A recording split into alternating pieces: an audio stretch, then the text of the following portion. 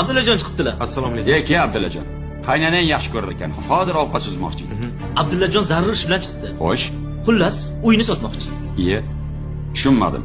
Tinchlikmi Abdullajon? Oyimni zudlik bilan operatsiya qilishimiz kerak ekan.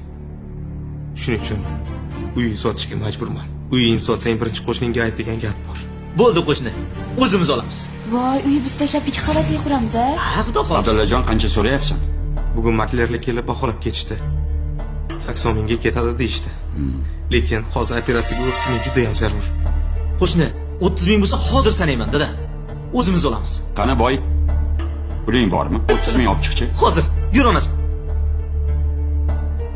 Mana qo'shni, xohlasangiz sanab oling. Lekin ertaga albatta notariusga borishimiz kerak. Abdulla. Pulni ol.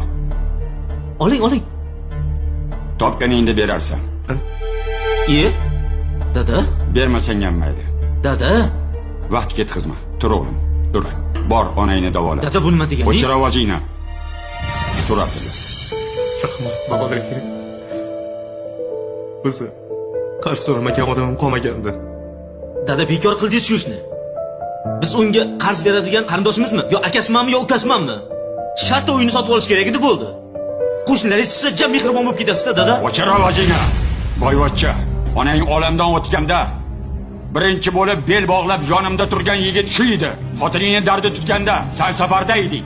Boring kasal bo'lganda kasalxonaga mana shu qo'shni olib bordi.